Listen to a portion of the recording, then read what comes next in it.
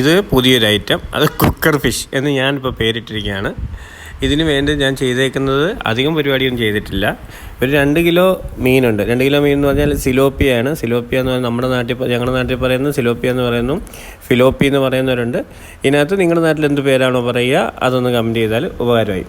പിന്നെ ഇത് ചെയ്ത് എന്താണെന്ന് ചോദിച്ചാൽ, ഇതിനകത്ത് ഞാൻ ചേർത്തേക്കുന്ന ഒരു 3 ടീസ്പൂൺ തേങ്ങാപ്പീര, പച്ചമുളക് ഒരു 3 എണ്ണം, ഉള്ളി ചെറിയ ഉള്ളി ഒരു 5 എണ്ണം, കുരുമുളക് പൊടി ഒരു 6-7 ടീസ്പൂണ്, ഉപ്പ് ആവശ്യത്തിന്, മഞ്ഞൾപ്പൊടി കുറച്ച്, പിന്നെ ഇഞ്ചി ഒരു ചെറിയ കഷ്ണം, വെളുത്തുള്ളി 4-5 അല്ലി.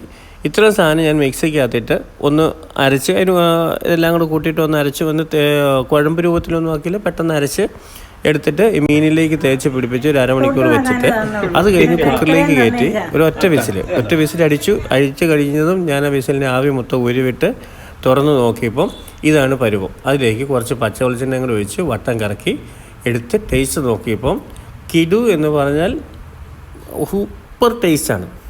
അതായത് ആ 2 കിലോ മീനെന്ന് പറഞ്ഞാൽ കണ്ണടച്ച് തുറക്കുന്നതിന് മുമ്പേ ഞങ്ങൾ 2-3 പേര് കൂടിയിട്ട് നിസ്സാരമായിട്ട് കഴിച്ച് തീർത്തൊരു സീനാണ് നിങ്ങളത് കാണുന്നത്.